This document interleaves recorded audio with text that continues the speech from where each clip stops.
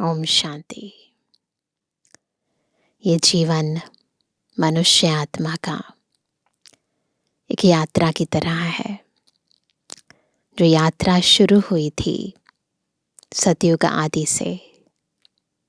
शुरू में यात्रा में यात्री बहुत एनर्जेटिक होता है, ताकतवर होता है। तो हम आत्माएं भी पवित्र थी, शक्तिशाली थी। परंतु सतयुग से त्रेता, त्रेता से द्वापर, द्वापर से कलयुग तक आते आते आत्मा थक गई। और हम सब आत्माओं की थकावट को दूर करने के लिए फिर शिव बाबा आए और हमारे में फिर से वो शक्ति, फिर से वो पावनता भर दी। हमारे सोए हुए गुणों को जगा दिया, सुषुप्त शक्तियों को जगा दिया। तो ऐसा ज्ञान सूर्य शिव बाबा, जो हमारी जन्म जन्मांतर की थकावट को दूर करता है, जो हम बच्चों की पालना करता है, ज्ञान रत्नों से हमें सजाता है, वरदानों से कठिन मार्ग को भी सहज बना देता है। तो ऐसा बाबा शिक्षक बनकर हम सबको पढ़ाता है। तो बहुत ही ध्यान से उस परम शिक्षक की एक एक शिक्षा को सुनेंगे और अंतर मन को फिर से सशक्त बनाएंगे। आत्मा की जन्म जन्मांतर की थकावट को दूर करते जाएंगे। यही आज की मुरली कह रही है। सुनते हैं बाबा के मधुर महावाक्य। आज है 23 अप्रैल 2025। बाबा के मधुर महावाक्य हैं, मीठे बच्चे अब नाटक पूरा होता है, वापस घर जाना है। कलयुग अंत के बाद फिर सतयुग रिपीट होगा। यह राज सभी को समझाओ। प्रश्न है, आत्मा पाठ बजाते बजाते थक गई है। थकावट का मुख्य कारण क्या है? क्यों थक गई आत्मा? उत्तर है, बहुत भक्ति की, अनेक मंदिर बनाए, पैसा खर्च किया, धक्के खाते खाते सतु प्रधान आत्मा तमु प्रधान बन गई। तमु प्रधान होने के कारण ही दुखी हुई। जब किसी बात से कोई तंग होता है तब थकावट होती है। जब तक एंजॉय कर रहा है खेल को तब तक थकावट नहीं होती। जब तंग हो जाता है ना तो थकावट होती है।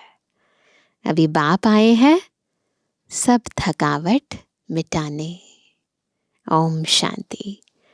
रूहानी बाप बैठ बच्चों को समझाते हैं। उनका नाम क्या है? शिव।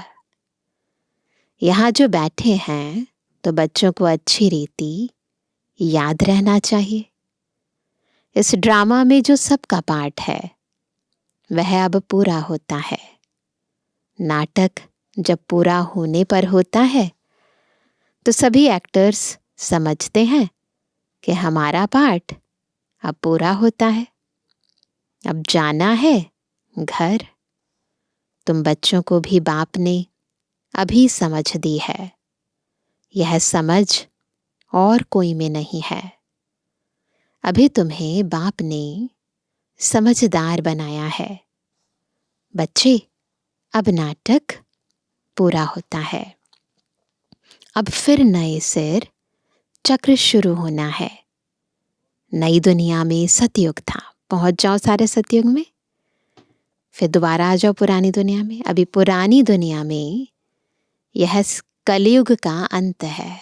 हम संगम पर है ना, तो सतयुग भी और कलयुग भी दोनों को देख सकते हैं, अंत को भी और आदि को भी। यह बातें तुम ही जानते हो। कौन? जिनको बाप मिला है। नए जो आते हैं तो उनको भी यह समझाना है, अब नाटक पूरा होता है। कलयुग अंत के बाद फिर सतयुग रिपीट होना है। इतने सब जो हैं उनको वापस जाना है अपने घर। अब नाटक पूरा होता है। इससे मनुष्य समझ लेते हैं कि प्रलय होती है। अभी तुम जानते हो पुरानी दुनिया का विनाश कैसे होता है। भारत तो अविनाशी खंड है। बाप भी यहाँ ही आते हैं। बाकी और सब खंड खलास हो जाएंगे। यह ख्यालात और कोई की बुद्धि में आ नहीं सकते। बाप तुम बच्चों को समझाते हैं, अब नाटक पूरा होता है, फिर रिपीट करना है। आगे नाटक का नाम भी तुम्हारी बुद्धि में नहीं था। अभी तो नाटक बन गए, फिल्म्स बन गए, ड्रामा बन गए, तो क्लियर हो जाता है बुद्धि में। कहने मात्र कहते थे यह सृष्टि नाटक है जिसमें हम एक्टर्स हैं। आगे जब हम कहते थे तो शरीर को समझते थे, यही समझते थे ना। ये नहीं सोचते थे कि शरीर भी एक कॉस्ट्यूम है और मैं आत्मा एक्टर हूं। तो जब ज्ञान नहीं था तो शरीर को ही एक्टर समझते थे। अब बाप कहते हैं अपने को आत्मा समझो और बाप को याद करो। अब हमको वापस घर जाना है, वह है स्वीट होम। उस निराकारी दुनिया में हम आत्मा ही रहते हैं। यह ज्ञान कोई भी मनुष्य मात्र में नहीं है। अभी तुम संगम पर हो, जानते हो अभी हमको वापस जाना है। पुरानी दुनिया खत्म हो तो भक्ति भी खत्म हो। पहले पहले कौन आते हैं, कैसे यह धर्म नंबरवार आते हैं, यह बातें कोई शास्त्रों में नहीं है। यह बाप नई बातें समझाते हैं, यह और कोई समझा ना सके। बाप भी एक ही बार आकर समझाते हैं। ज्ञान सागर बाप आते ही एक बार है, जबकि नई दुनिया की स्थापना पुरानी दुनिया का विनाश करना है। बाप की याद के साथ और क्या याद करना है, यह चक्र भी बुद्धि में रहना चाहिए। अब नाटक पूरा होता है तो बाबा बार बार बुद्धि ऊपर खिंचवाते हैं वैराग्य की तरफ। हम जाते हैं घर। पाठ बजाते बजाते हम थक गए हैं। पैसा भी खर्च किया, भक्ति करते करते हम सतु प्रधान से तमु प्रधान बन गए हैं।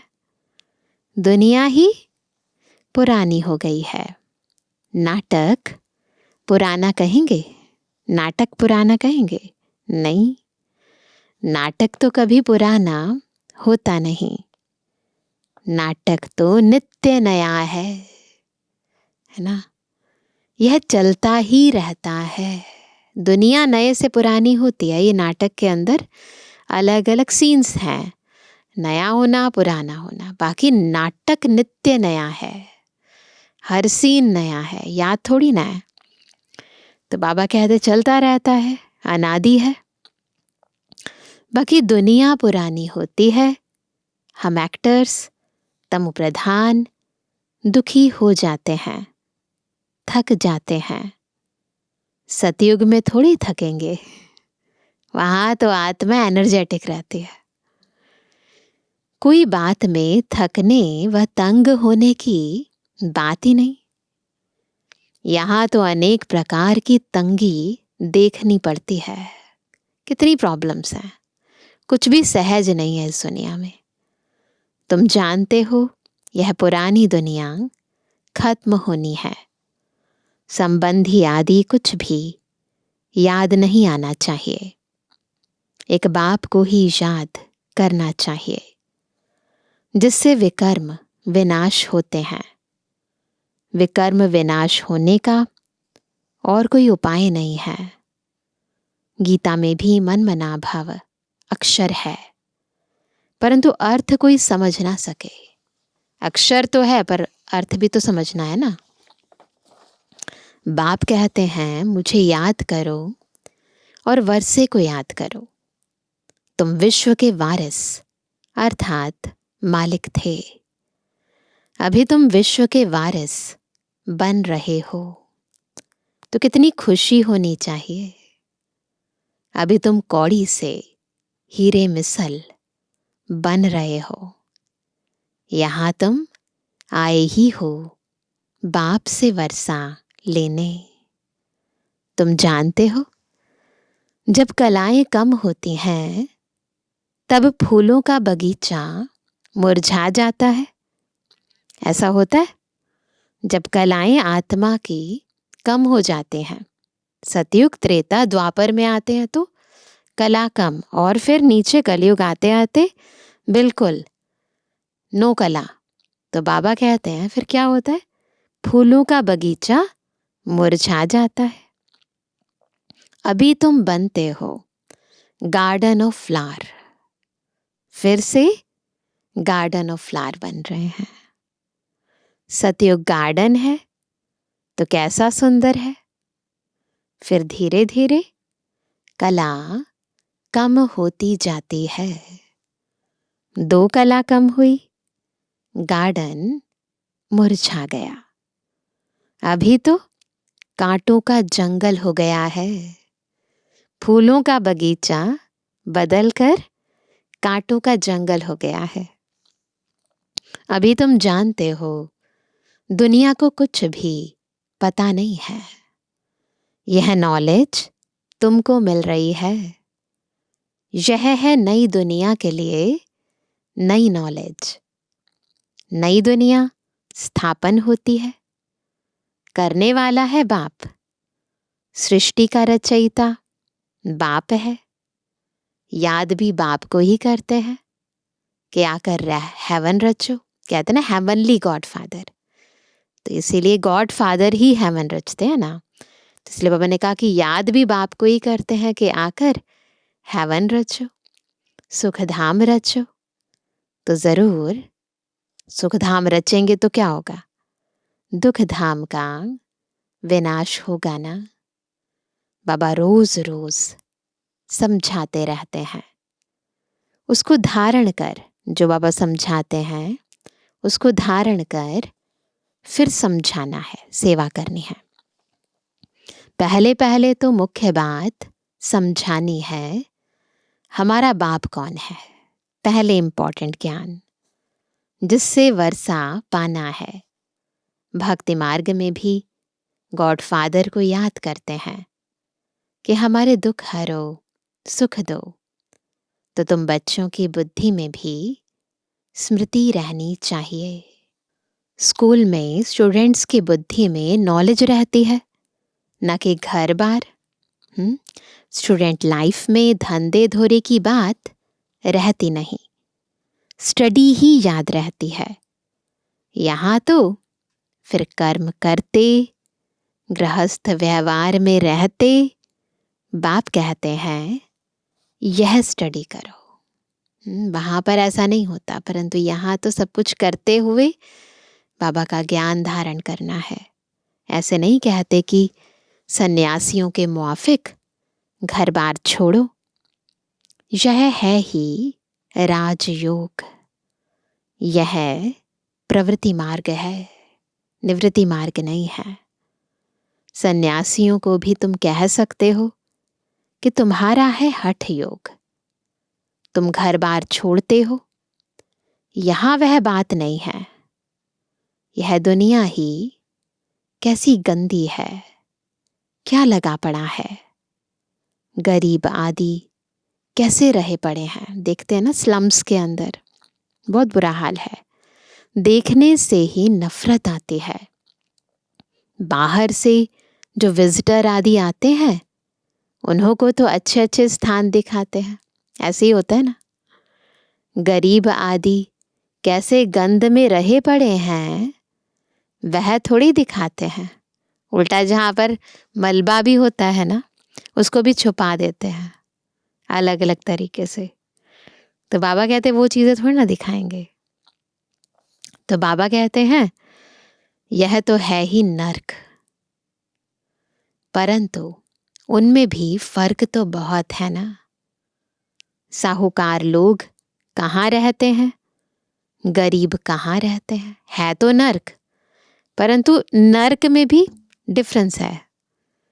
तो बाबा कहते हैं कर्मों का हिसाब है ना। सतयुग में ऐसी गंदगी हो नहीं सकती। वहां भी फर्क तो रहता है ना, मर्तबे का फर्क, महलों का फर्क। कोई सोने के महल बनाएंगे, कोई चांदी के, कोई ईंटों के। यहाँ तो कितने खंड हैं, है ना। एक यूरोप खंड ही कितना बड़ा है। वहां तो सिर्फ हम ही होंगे। सतयुग में केवल हम ही होंगे, इतने सारे खंड नहीं होंगे। यह भी बुद्धि में रहे तो हर्षित मुख अवस्था हो। सोचो अब क्या है, कल क्या होने वाला है। स्टूडेंट के बुद्धि में स्टडी ही याद रहती है। बाप और वर्षा, यह तो समझाया है, बाकी थोड़ा समय है। वह तो कह देते लाखों हजारों वर्ष जो शास्त्रों में लिखे हैं। यहाँ तो बात ही 5000 वर्ष की है। तुम बच्चे समझ सकते हो, अभी हमारे राजधानी की स्थापना हो रही है, बाकी सारी दुनिया खत्म होनी है। यह पढ़ाई है ना। बुद्धि में यह याद रहे हम स्टूडेंट हैं, हमको भगवान पढ़ाते हैं, तो भी कितनी खुशी रहे। यह क्यों भूल जाता है, माया बड़ी प्रबल है, वह भुला देती है। स्कूल में सब स्टूडेंट्स पढ़ रहे हैं, सभी जानते हैं कि हमको भगवान पढ़ाते हैं। वहाँ तो अनेक प्रकार की विद्या पढ़ाई जाती है, अनेक टीचर्स होते हैं। यहाँ तो एक ही टीचर है, एक ही स्टडी है, बाकी नायब टीचर्स तो जरूर चाहिए। तो बाबा कहते हैं स्कूल है एक, बाकी सब ब्रांचेस हैं। पढ़ाने वाला एक बाप है। बाप आकर सभी को सुख देते हैं। तुम जानते हो आधा कल्प हम सुखी रहेंगे, तो यह भी खुशी रहनी चाहिए। शिव बाबा हमको पढ़ाते हैं। शिव बाबा रचना रचते ही हैं स्वर्ग की। हम स्वर्ग का मालिक बनने लिए पढ़ते हैं। कितनी खुशी अंदर में रहनी चाहिए। वह स्टूडेंट्स भी खाते पीते सब कुछ घर का काम आदि करते हैं।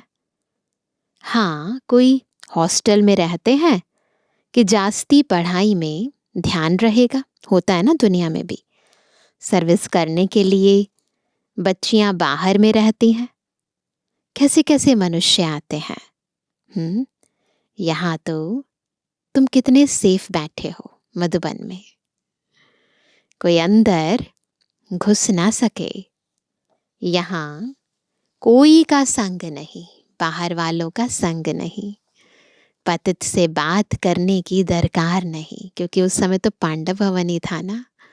तो बाबा कहते यहाँ तो सब सेफ है। तुमको कोई का मुंह देखने की भी दरकार नहीं है। फिर भी बाहर रहने वाले तीखे चले जाते हैं, है ना। कैसा वंडर है। बाहर रहने वाले कितनों को पढ़ाकर आप समान बनाकर और ले आते हैं। बाबा समाचार पूछते हैं, कैसे पेशेंट को ले आए हो। वैरायटी आत्माएं है ना, तो लेकर आते हैं। कोई बहुत खराब पेशेंट है, ये कोई शारीरिक रोग की बात नहीं है, ये तो आत्मा के रोग की बात है, विकारों की बात है।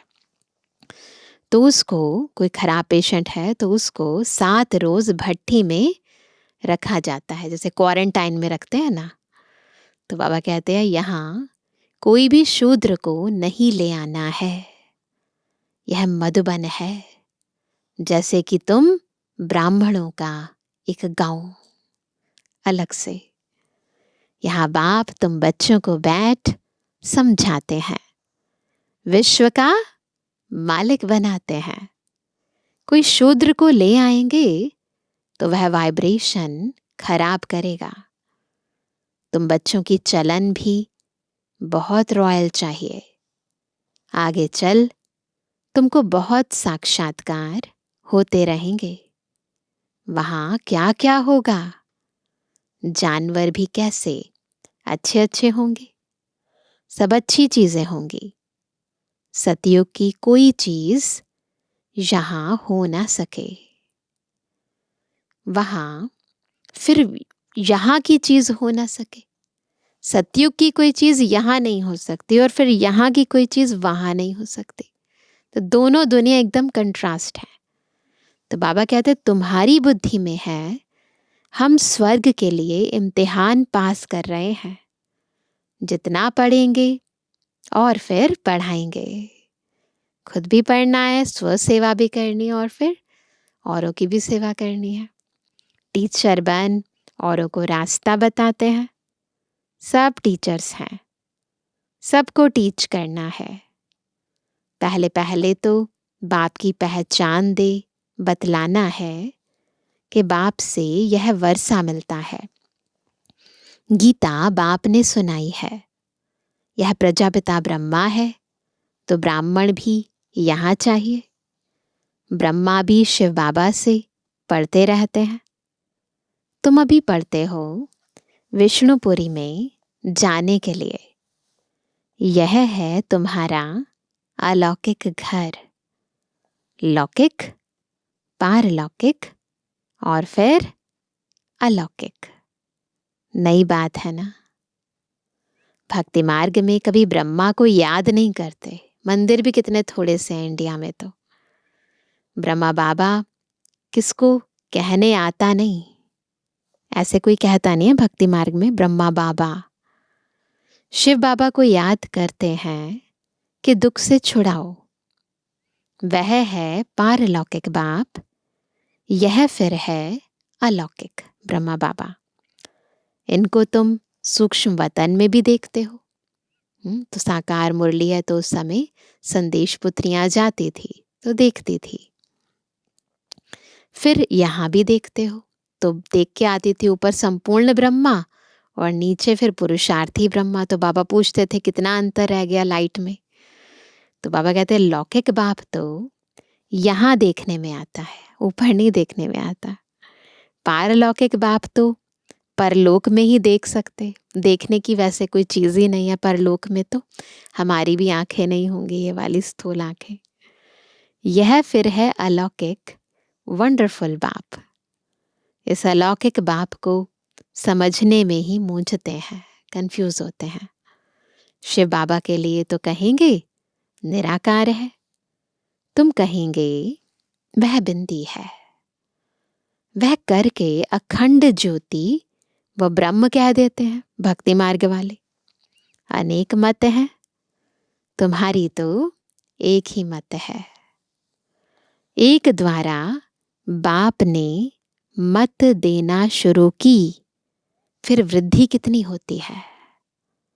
तो तुम बच्चों की बुद्धि में यह रहना चाहिए हमको शिव बाबा पढ़ा रहे हैं, पतित से पावन बना रहे हैं। रावण राज्य में जरूर पतित तमु प्रधान बनना ही है। नाम ही है पतित दुनिया। सब दुखी भी हैं, तब तो बाप को याद करते हैं। दुखी ना हो तो याद ही ना करें, दुख में ही सिमरण करते हैं ना बाबा का। तो क्या याद करते हैं कि बाबा हमारे दुख दूर कर, हमको सुख दो। सब बच्चों का बाप एक ही है, वह तो सबको सुख देंगे ना। नई दुनिया में तो सुख ही सुख है। बाकी सब शांति धाम में रहते हैं। यह बुद्धि में रहना चाहिए। अभी हम जाएंगे शांति धाम, ये बुद्धि में रहना चाहिए। जितना नजदीक आते जाएंगे तो आज की दुनिया क्या है, कल की दुनिया क्या होगी, सब देखते रहेंगे। स्वर्ग की बादशाही नजदीक देखते रहेंगे। तो बच्चों को मुख्य बात समझाते हैं, बुद्धि में यह याद रहे कि हम स्कूल में बैठे हैं। कहाँ बैठे हैं सभी? स्कूल में बैठे हैं। शिव बाबा इस रथ पर सवार हो आए हैं, हमको पढ़ाने, पक्का कराते हैं बाबा। यह भागीरथ है ब्रह्मा बाबा। बाप आएंगे भी जरूर एक बार। भागीरथ का नाम क्या है यह भी किसको पता नहीं है। वास्तव में भाग्यशाली रथ ब्रह्मा बाबा है, लेकिन दुनिया में तो वो दिखाते ना, भागीरथ से गंगा लेकर आते हैं, तो वो दिखाते हैं भागीरथ गंगा लेकर आए इस धरती लोक पर। तो वह कहते वास्तव में भागीरथ कौन है, भाग्यशाली रथ कौन है, जो ज्ञान गंगा है ना इस दुनिया के अंदर बहाने का कार्य करते हैं, ईश्वरीय ज्ञान देने का कार्य करते हैं। तो वो है ब्रह्मा बाबा, जिनके तन में सवार होकर शिव बाबा ज्ञान उच्चारित करते हैं।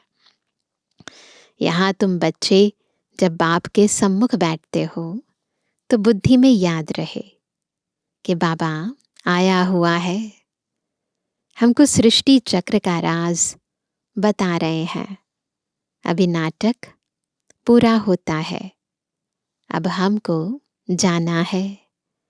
यह बुद्धि में रखना कितना सहज है, परंतु यह भी याद कर नहीं सकते। अभी चक्र पूरा होता है, अब हमको जाना है, फिर नई दुनिया में आकर पाठ बजाना है। फिर हमारे बाद फलाने फलाने आएंगे। चक्र घुमाना सबका बुद्धि में। तुम जानते हो यह चक्र सारा कैसे फिरता है, दुनिया वृद्धि को कैसे पाती है। नई से पुरानी, फिर पुरानी से नई होती है। विनाश के लिए तैयारियां भी देख रहे हो, नेचुरल कैलेमिटीज भी होनी है। इतने बॉम्ब्स बना कर रखे हैं तो काम में तो आने हैं ना, ऐसे थोड़ी ना बनाए हैं तो यूज भी होंगे।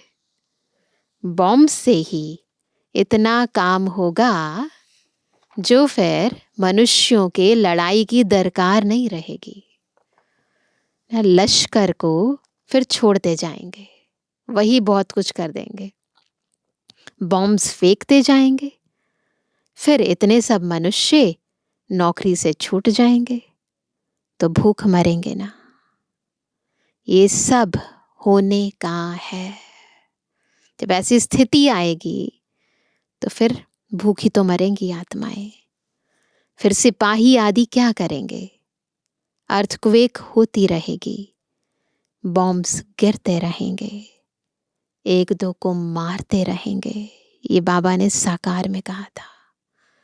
खूने नाहिक खेल तो होना है ना। तो यहाँ जब आकर बैठते हो तो इन सब बातों में रमण करना चाहिए। शांति धाम, सुख धाम को याद करते रहो। दिल से पूछो हमको क्या याद पड़ता है। किया है कभी ऐसे एक्सपेरिमेंट? बैठे बैठे पूछो अपने आप से कि मेरे अंदर क्या चल रहा है, क्या याद पड़ता है। अगर बाप की याद नहीं है तो जरूर बुद्धि कहाँ भटकती है।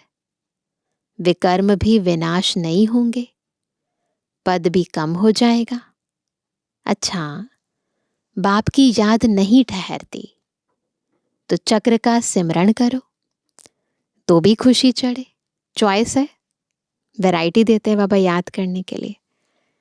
परंतु श्रीमत पर नहीं चलते, सर्विस नहीं करते तो बाप दादा के दिल पर भी नहीं चढ़ सकते। सर्विस नहीं करते तो बहुतों को तंग करते रहते हैं। तो फिर क्या करेंगे? तंग ही करेंगे ना। कोई तो बहुतों को आप समान बनाए और बाप के पास ले आते हैं, तो बाबा देखकर खुश होते हैं। जो बच्चे सेवा करते हैं, बाबा के पास लेकर आते हैं इतने सारे, और बाबा के बच्चों को नया बनाकर, तो बाबा क्या करेंगे? उनको देखकर खुश होंगे, आशीर्वाद देंगे, प्यार करेंगे। अच्छा मीठे मीठे कहते जन्मानी बच्चों पे जुबानी बाप दादा का दिल जान से को प्रेम से नंबरवार पुरुषार्थ संसार याद कर। रूहानी बच्चों की रूहानी बाप दादा को गुड मॉर्निंग, नमस्ते नमस्ते नमस्ते। धारणा के लिए मुख्य सार पहला, सदा हर्षित रहने के लिए बुद्धि में पढ़ाई और पढ़ाने वाले बाप की याद रहे। खाते पीते सब काम करते पढ़ाई पर पूरा ध्यान देना है। दूसरा, बाप दादा के दिल पर चढ़ने के लिए श्रीमत पर बहुतों को आप समान बनाने की सर्विस करनी है। किसी को भी तंग नहीं करना है। वरदान है, अशरीरीपन के इंजेक्शन द्वारा मन को कंट्रोल करने वाले एकाग्रचित भव। कैसे बनेंगे एकाग्रचित? जब अशरीरीपन के इंजेक्शन से मन को कंट्रोल कर लेंगे। जैसे आजकल अगर कोई कंट्रोल में नहीं आता है, बहुत तंग करता है, उछलता है या पागल हो जाता है, तो उनको ऐसा इंजेक्शन लगा देते हैं जो वह शांत हो जाए। ऐसे अगर संकल्प शक्ति आपके कंट्रोल में नहीं आती, हो रहा है ना ऐसा आजकल बहुतों के साथ, तो वह तरीका बता रहे हैं। तो अशरीरीपन का इंजेक्शन लगा दो, बॉडी लेस स्टेज। शरीर नहीं रहेगा तो व्यर्थ संकल्प भी नहीं आएंगे। मन में अलग अलग तरह के वैरायटी, व्यर्थ नेगेटिव थॉट्स कुछ नहीं आएंगे। तो बाबा कहते हैं फिर संकल्प शक्ति व्यर्थ नहीं उछलेगी, सहज एकाग्रचित हो जाएंगे। लेकिन यदि बुद्धि की लगाम बाप को देकर फिर ले लेते हो, तो मन व्यर्थ की मेहनत में डाल देता है। अब व्यर्थ की मेहनत से छूट जाओ। स्लोगन है, अपने पूर्वज स्वरूप को स्मृति में रख सर्व आत्माओं पर रहम करो। रहम दिल बनने से पूर्व पूर्वजपन की स्मृति रखना जरूरी है, तभी यथार्थ रहम कर पाएंगे। सुनते हैं आज का व्यक्त इशारा। कंबाइंड रूप की स्मृति से सदा विजयी बनो। जैसे शरीर और आत्मा दोनों कंबाइंड होकर कर्म कर रही है, ऐसे कर्म और योग दोनों कंबाइंड हो। कर्म करते याद ना भूले और याद में रहते कर्म ना भूले, क्योंकि आपका टाइटल ही है कर्म योगी। कर्म करते याद में रहने वाले सदा न्यारे और प्यारे होंगे, हल्के होंगे। नॉलेजफुल के साथ साथ पावरफुल स्टेज पर रहो। नॉलेजफुल और पावरफुल, यह दोनों स्टेज कंबाइंड हो, तब स्थापना का कार्य तीव्र गति से होगा। नॉलेजफुल भी, पावरफुल भी। अच्छा, ओम शांति।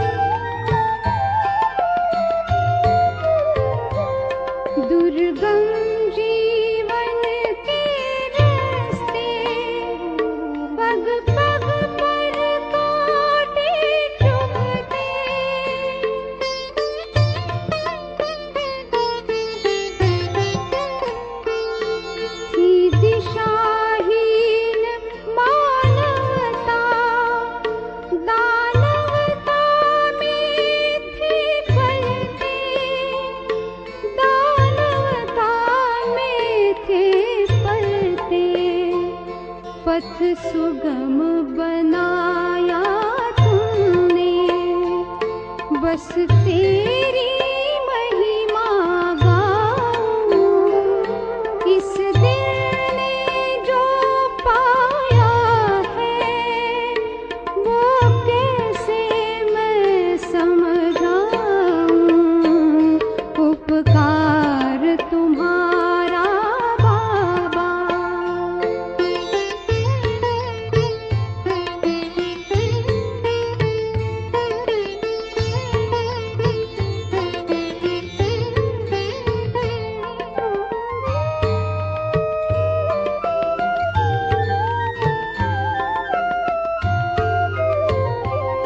निश्चिंत बनाया जीवन, चिंता हरना सिखाया।